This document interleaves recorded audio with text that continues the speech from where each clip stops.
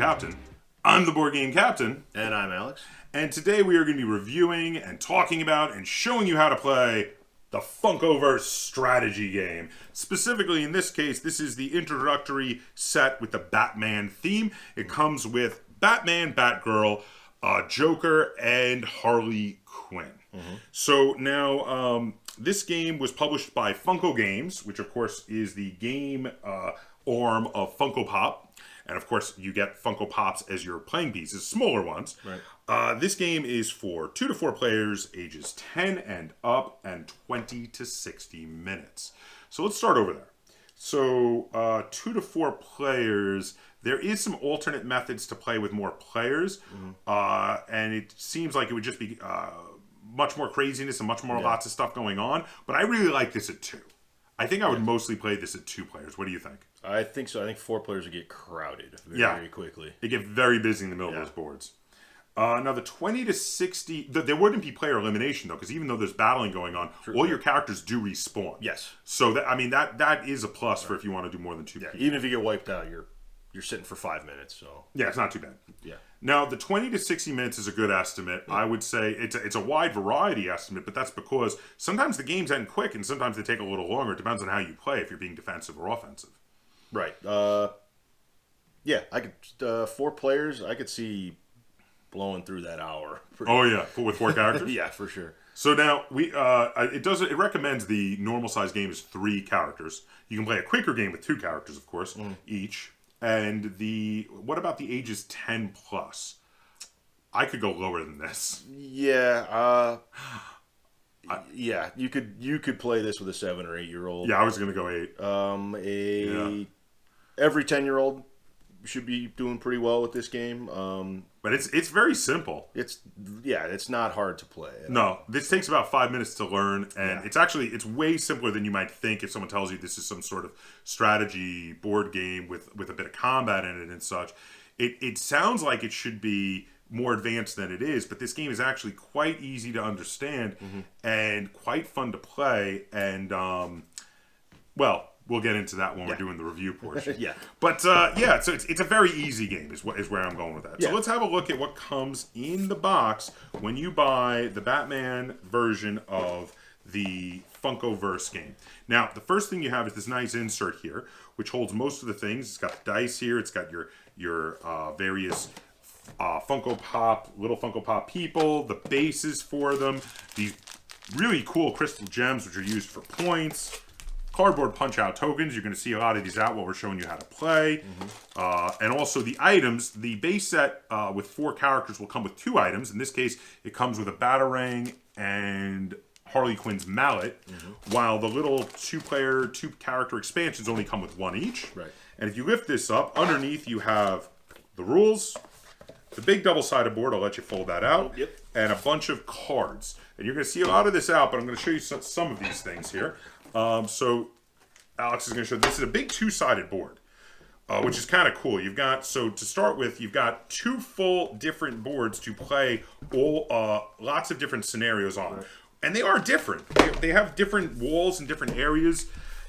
You've got these for the cooldown tracks, which are really cool. These are really great, and you'll see how they are used while we're playing. You have these double-sided scenario cards. Yes, indeed.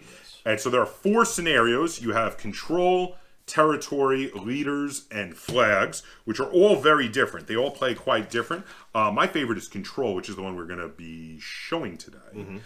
What do you think? Is that your favorite, or did you like a different one? It all depends on how you're feeling. Control is if you want to be strategic, you play control or territory. If you want to be a little more beat 'em up, and rock'em sock'em robots, it's leaders. Indeed, combat from one end to the other. Now here you have the character cards, and the character cards, they each have a basic ability they get on the bottom, and then some abilities they get with numbers and colors next to them, showing you have to discard a chit of that color and put it on your cooldown track on the number spot that is shown inside of that color, and it'll slowly, at the end of every turn, it goes down 1 space on the cooldown track until it comes off and you get it back, and each character shows 2 little dots on their bottom corner of their card there. those are the counters they actually give you for having this character in your party.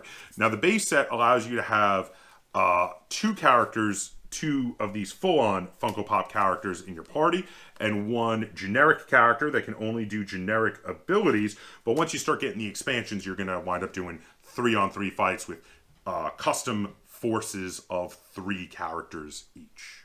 Correct. So now that's really it. That's oh, we got the custom dice to show. Let me show a little of that. Right. But yeah, we've got shields, we've got hits, and we've got crits. Crits count as either 3 shields or 3 hits, depending on whether you're attacking or defending. We're going to show you how that all works while we're playing.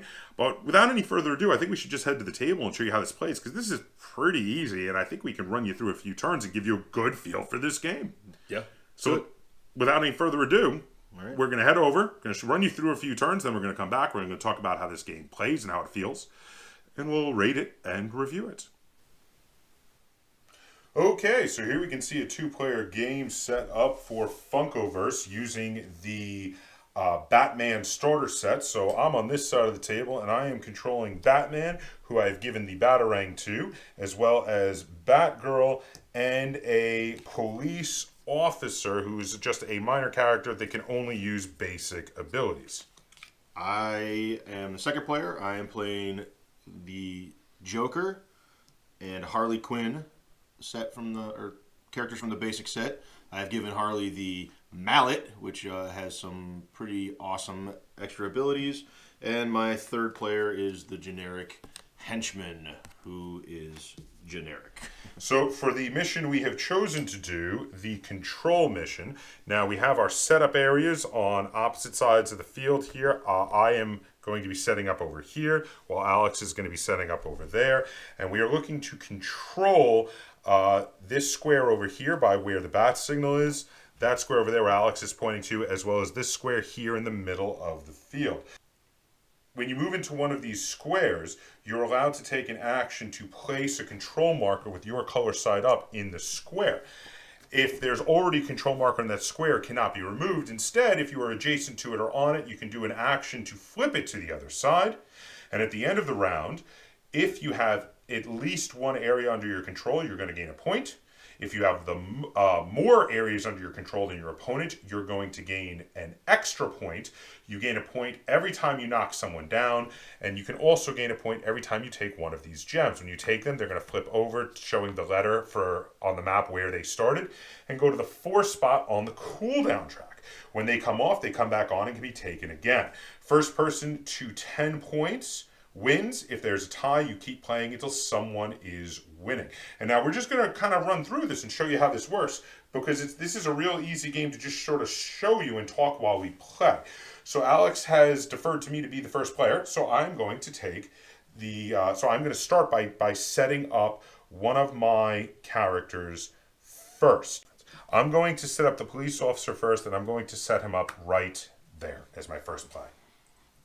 Exactly where I was going to put my henchman.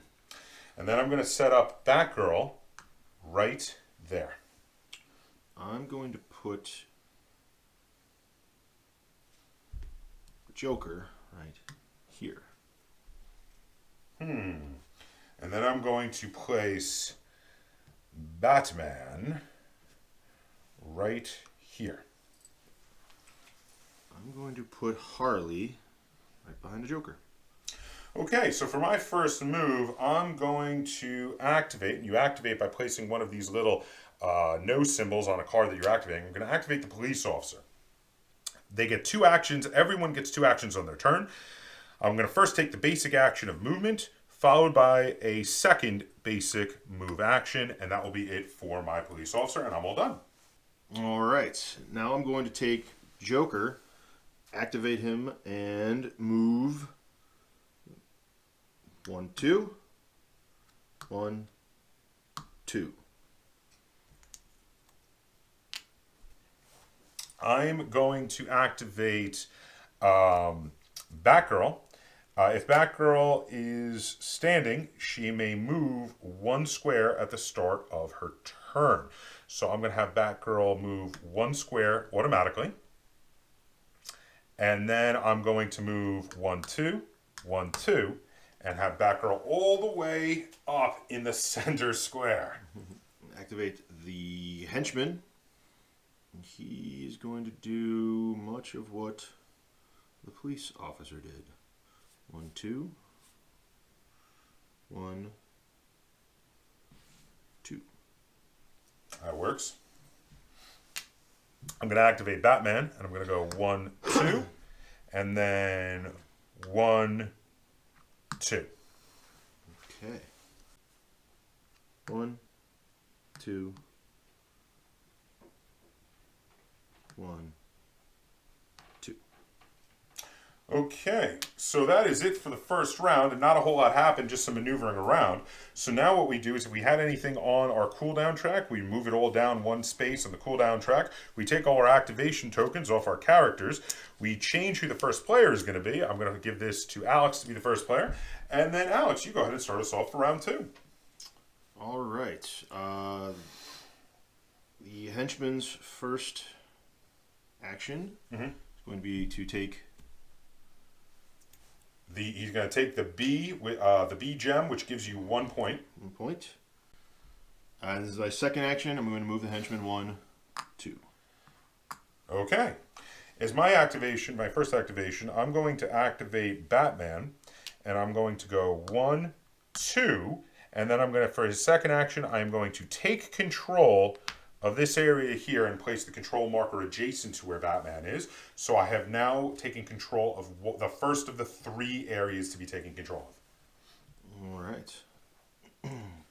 Joker, as his first action, is going to use a special ability. Now the ability, show that to the camera real quick, requires a gray token with a 2 on it.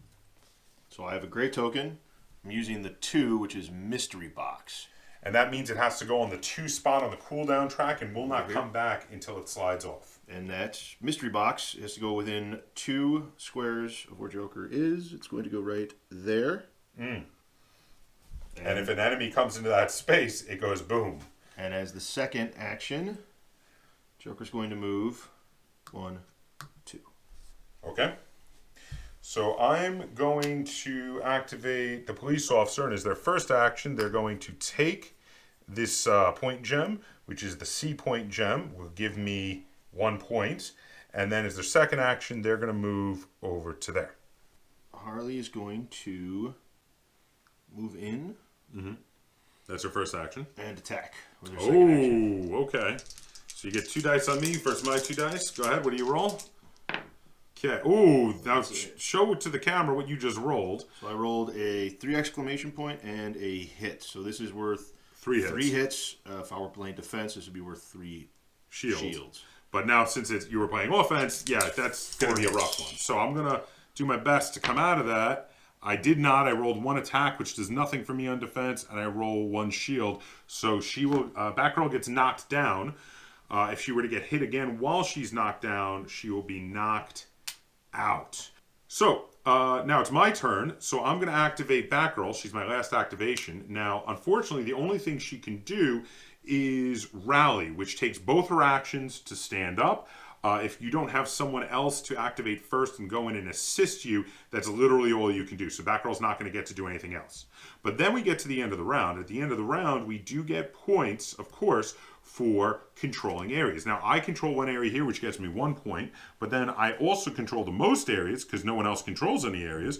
So that gets me another point. So I actually am winning, even though it looked like I was getting beaten up. So now everything we have here is on our cooldown track is going to move down 1 spot. We're going to remove all of the activation tokens from our characters, and we're going to switch who the first player is. It's going to become me. I'm going to activate Batgirl, and for Batgirl's first action, I'm going to take control of that center area. For her second action, Batgirl is going to do a flip kick, which it has a cost of 1, so her blue token will go on the 1 space on the cooldown track. It is a 2-point challenge to an adjacent enemy, and then a 1-point move. So I'm going to challenge. I roll 2 hits 2 shields. So unfortunately, I do not knock down Harley Quinn because the 2 shields block my 2 hits, but I then get to move 1 space away, so will not be getting hit twice back by Harley Quinn on her turn. And I'm going to give my little activation token to Batgirl because she is gone. Okay. So I'm going to move my henchman. I'm going to have him take the gem. The gem. It goes up here. That's my point there. And the henchman's going to move 2. Which 2 do I want to go, though? Let's go...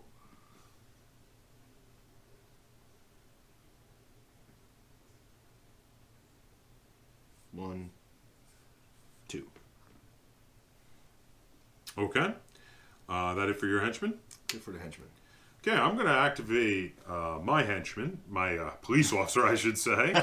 And my henchman. Yeah, my police officer is going to take this gem, and will get me another point for that. And then he's going to move 1, 2. Alrighty. Now I'm going to activate Joker. Joker's going to place control marker and move 1, 2. Okay. All right, so let's see. All I have left is Batman. All you have left is Harley Quinn, correct? Correct. That's what I thought. So I'm going to activate Batman, and I'm going to do a grappling swing. Now that is a 3-cost blue move there. It has a 3 in it, so I have to place my blue token on the 3. That takes a long time to get that token back. But it allows me to move adjacent to an enemy up to 3 squares away, which will be this henchman over here. I can move it to any adjacent space. Now this space is adjacent, but this one is not, because the line from center of square to center of square would pass the corner there. So I could move to this space, but I could not move to this space because that would not count as adjacent. Then I get to do a free 2-point attack on them. So I'm going to move there, and I'm going to challenge with 2 dice. Let's see if I can get some hits. I got 1 hit. Ooh, I got. You got 3 exclamations though, so I do not hit the. I do not knock down the henchman. So now for my second action though, I've decided I'm going to do a POW, which is a 2-point red action, and allows me to hit with 3 dice. Whoa. It's a big hit. I really want this henchman to get knocked down, so he will no longer be usable. Let's see if this works. Oh, I got a 3 exclamation point and a hit, so that's 4 hits. Oh boy, that's gonna be rough. I think I'm coming out of this one. Nope. Oh, you were close. Just missed. You were 1 short. So the henchman gets flipped over to show that he is knocked down. And that is it for Batman. Now, your last move, you got Harley Quinn for the last one. Harley Quinn is going to interact with this and flip it. Well done. And then she's going to... Nope, no, she's not. She's going to stay right there. That's going to be for Harley. You're going to pass for a second action? Yep. Okay, so in which case, we're going to slide everything down. Anything that slides off goes off, and you get it back. And then we're going to take all our exhausted tokens off of our characters, and we're going to change who the first player is, which now will be Alex. So, and at the end of this round, I forgot to mention, I get 1 point for controlling 1 area, but Alex gets 2 because he controls an area and he controls the most areas. So now the current score is 5-4. So we're actually quite close. All right, so Alex, start us off. All right. You're going to activate Joker? 1, 2, activating Joker. Yeah. Yep, 1, 2, activating Joker. I'm just going to fight the police officer. Okay. So we're going to do a... regular attack, or you can do your Joy Buzzer? Let's do the Joy Buzzer attack. So that's how much cost is the Joy Buzzer? That's 1. That lets you get 3 dice, though, right? Yes, one token on the first. That's brutal. Cooldown, and then it's 3 attack die. Oh, he's down. I only rolled attacks, so that's not going to help. So he's going to flip to the knockdown side. And then is that it for Joker? That's it for Joker. Okay, so I'm going to activate Batgirl first. And with Batgirl, I'm going to start with her free move of 1 space. Okay. Then I'm going to do Gather Intel, and I'm going to move 1 space for the Gather Intel. And it allows me to give up to 2 allies the Batgirl Intel card. I'm going to give one to Batman, so it reduces the ability cost by 1 for all of his actions now, so they won't be as hard to do. And then I'm going to, for her next ability, I'm going to do the Flying Tackle, which allows her to move up to 3 spaces, followed by an attack that is based, that does a number of dice based on how far she moved. So she's going to go 1, 2, 3, and she'll hit Harley Quinn with 3 dice. 2 hits. 2 hits. 2 dice. Oh. So Harley Quinn gets knocked down. Knocked down. But then that is it for me with Batgirl, and it is your turn. First thing I need to do is flip my henchman back over. But that's the end of his... That's the end of his activations. So I'm, let's see. So it is my turn. I'm going to activate Batman.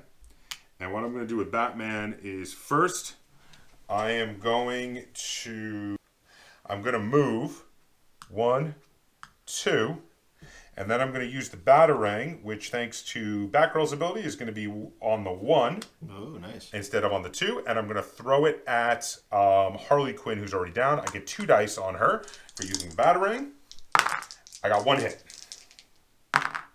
Oh, Harley's knocked out. So now when Harley is knocked out, she goes on the 1 space of the cooldown track. So she will come back in her own spawn area next round. But for now, she's off the board, which means now that it's Alex's turn, and she was the only one who hadn't activated yet. That's it for him. So it is my turn to activate the policeman, and I'm going to stand up with the policeman. So now, at the end of this round, Alex, actually, I wasn't able to take control of the center area from him. Right. So he's still going to get 2 points to my 1 point, having fully catched up, and now we'll be tied at a 6-6 points. Yeah. But going into the next round, I'm almost certainly going to take this one back because Harley Quinn's not going to be able to come as quickly back into the fray. And this is how you play a game of Funkoverse. Though there are many different scenarios that you can play. There's Control, there's Capture the Flag, there is territory, and there is leaders. Leaders is like a big slobber knocker. If you like the combat, it's all about just you pick a leader, and it's most important to take out enemy leaders, but any guys you take out are going to give you points. You also do get 1 point in this scenario. I forgot to mention, I should have 1 more point because I knocked out Harley Quinn. Oh, yeah. You get 1 point for every character you knock out. I forgot to mention that. Right. Territory has areas you want to control, similar to this area for Control, but a little bit different. It's different areas and different having the most guys in their areas. But yeah, they're all kind of different. They're all a little different. And the Capture the Flag has you wanting to move to your opponent's side of the board, standing next to their flag, and then teleporting back to your starting space and gaining points that way. So now we're going to head back to the table. We're going to talk about how this game plays. We're going to talk about how it feels, and we're going to rate it and review it. Okay, welcome back. And we're back. So that was how you play a game of Funkoverse, at least with the base set. So we used the generic characters of the henchman and the police officer. Right, which sometimes you refer to as a henchman repeatedly as well. I did do that. It's just more fun to say. Yeah, the henchman sounds funnier. Yeah. So, but I mean, eventually you're going to get expansions and you're going to do more characters. And the great thing about this is mixing characters from different IPs. Yes. So yes. Let's start with negatives though, because we don't want to forget any negatives we have. So my first negative is this game is very simple. It's incredibly simple, and the relying on the premise that all of the characters are essentially equal when they're not really equal is a bit of a thing. But if you get enough characters and you can vary them and find which ones really work together, that's not as much of a problem. Right. So I'm kind of like shooting down my own downside there a little bit. But that's going to be my downside on this one. How about you? I think my biggest downside in this is it's based off of how simple it is, but I think this game would run into a pretty rapidly decreasing return on your investment, just because it's not there's not very much else you can do with it after you've played it a few times. Except add in new characters. Except add new characters. Now, that is the qualifying. That is the variability this game brings, is that you can add more characters to it. But I don't see how that can lead to playing this game like forever. Like, there's a few games that are this sort of strategy games with collectibles that we both enjoy. Yes. And they are infinitely variable, and I can imagine myself playing them for the rest of my life. Right. So you're talking about like Star Wars Armada, Sales of Glory, right? Those kinds of games. Battlestar Galactica, Starship Battles. Right. Yeah. Right. You're collecting them, and they're awesome to collect. And these are great. The Funko dolls are hilarious. I think they're really fun. Yeah. I really like that they're based on the Batman series. The old TV show. The old 60s show. The old 60s show. I love that. Except for Harley Quinn, of course. Except for her, right. But obviously the Joker and the Batman are the old TV show. Oh, yes. But like I said, the gameplay has a distinct limit. Okay. So now we've gone over some negatives, but now let's talk about positives. Okay, one, this is a really easy game to teach and play. It's fun. You can play it with anybody. You can play this with kids. Yeah. You can play this with people who've never done gaming before. And if you tell them, hey, look, I've got Batman, I've got Harry Potter, I've got Rick and Morty, I've got the Golden Girls, I've got whatever characters you want to play with, I have. And we can jump into this with less than 5 minutes of instruction. You can play. Yeah. That's really great. Yeah. So that's a big thumbs up for me on that. I really enjoy how easy this is to learn and how easy this is to teach. Yes. It is very simplistic, and I did say that was one of the downsides, but it's kind of also a strength in this game. And I do agree, though, with playing, if you just get the starter set, you're going to get bored too quickly. You need to get the starter set, and then maybe get 1 or 2 expansions so that you can each have 3 full-size characters playing. Also, each expansion comes with extra boards, so you can vary your boards more, have, like, many more boards to play on. And many more characters to choose from. And I know they're planning on doing lots of more IPs in this. And I think the big fun in this is going to be mixing crazy IPs together. I mean, that's where it's at. I mean, you're not playing this because you want a super deep game like Star Wars Armada. Right, of course. You're playing this because you want to have Batman fight the Predator, or whatever it might be. Well, and also if you want to teach your kids or your nephews and nieces or whoever to transition from playing with toys to playing board games. Yes. This is where you would start, because it looks like toys, but it's a true board game. It's a real game. Yeah. And it's like you said, it's simple to teach, it's simple to play. And if they play this and enjoy it, then you've got a board game, player. You're developing. This is where you're going to start. So I think you might be onto something there, that where this is excelling is as a family weight collectible miniatures game. For sure. And this is something you could do with your kids. It's something you can do, as a family.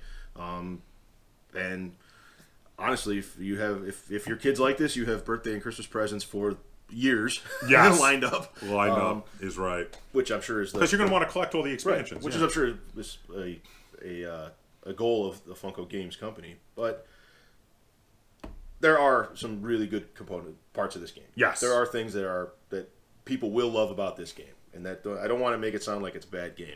But you do have to get the negatives in there. If there are negatives that are glaring that need to be addressed, you have to say it. It's not for serious gamers. No. If you're looking for a serious, super tactical experience, this is not for you. If you're looking for a lighthearted beer and pretzels, roll some dice, or lighthearted, easy to play, teach your kid to roll some dice sort of game, then this might be for you. I mean, that's where this game is. It's in a very different, even though it feels like games like Star Wars Armada and X-Wing and Wings of Glory. It's not like one of those. It's similar, but it feels a much lighter niche. Yes. Niche, something like that. You know the word. Come on. Yeah. So I don't know. Where are you? Do you want to go first, or shall I go first on this? I'll go first on this one. I'm going to give this a 6. Okay. It's a good game. It's fun to play. I could play it probably 3 or 4 more times, and then I'd probably not want to play it again. That's sort of my problem. It does not give me that satisfaction I have at the end of the game that that you would have with say, Sales of Glory. Sales of Glory. I don't have that. I burned a lot of calories in my brain trying to, playing a strategic game and really like getting into it. This is more, tabletop, lighter. It's a lot more lighthearted. A lot more lighthearted, which is fine, but it's just. But you will play it once in a while. Sure, I'd play it every now and then. Yeah, for sure. Especially if there are kids involved. Like this is be perfect. Great for kids. Yeah. This is a great one to play with kids. I'm going to go a full point higher. I'm going to give it a 7. Okay. Now, I do agree that I don't like it anywhere near as much as, say, the more advanced games, but that's not what this is, and that's not what it's trying to do. It's trying to be more of an entry-level game. It's trying to be a lighter game for people new to gaming and for kids and families, and in that regard, I think it's great. I think it fills that niche very well. And the thing I can definitely see myself doing as these expansions come out and as they expand into new IPs, I could see myself definitely collecting characters from my favorite IPs. Like if they came out with characters, these are just some ones I would love to see. If they came out with like Funko, if you're listening. Yeah, so these are ones I would love to see, and I would buy. I would definitely buy to add to my collection. If they came out with one that had a Xenomorph and Ripley, boom, I would buy that. If they came out with one that had 11 and the Demogorgon from Stranger Things, I would buy that. If they came out with one that had what are some other good IPs you would love to see in this? You could make 10 different expansions just on like Lord of the Rings. Or, that'd be great. Right, or I don't know. Just the DC universe, they can probably go. They could. Well, they've been doing the Batman stuff only so far, but they could do so much more with DC. Superman could be another whole game. Oh yeah, and then they could. They're already doing Harry Potter. They're already doing Rick and Morty. I would love to see. I don't know if they'll get the rights to do it, but I'd love to see Star Wars. I'd love to see Star Trek. I'd love to see Aliens, Predator, Stranger Things, Ghostbusters. I mean, can you imagine? You have one of the Ghostbusters and Batman and Betty White from the Golden Girls on a team, right? And that's funny. I do know that there are lots of Funko dolls for all of those things. The Pop, Pop has rights to. Certainly Star Wars. I know I've seen lots of those. I don't know if they've got the rights to use them in a game, though. That might be a little different. Yeah, I don't know. So I'm not sure. We would need a toy/gaming lawyer to figure that out. Yeah. So, you know what? Comment down below. Let us know what IPs you'd love to see in the Funkoverse. Yeah. But there you have it. So I gave it 7 stars. Alex gave it 6. That's a 2 thumbs up review from us here at the Board Game Captain. Yeah. This is a really good intro-level game. If you are looking for a game to teach non-gamers or kids how to play kind of strategy, battle strategy games on a much lighter plane, this is a really good intro-level game for that. Yeah. So for that, I would definitely recommend this. Yes, this like you said, it's a niche. It fills a narrow niche, but I think it does it very well. Does it well. I don't live in that niche. That's all. And that's fair. Yeah. But there you go. If you guys have any comments, questions, or concerns either on Funkoverse strategy game or on this video, feel free to put them in the comments down below. And if you enjoyed this review and tutorial and you'd like to see us do more like it, be sure to give this video a like, share it on all forms of social media, and if you haven't already, please subscribe to the Board Game Captain. That's Captain spelled with a K on YouTube. And until next time, game on. Oh, and stay tuned. We're going to be reviewing a couple of the expansions we got for free also.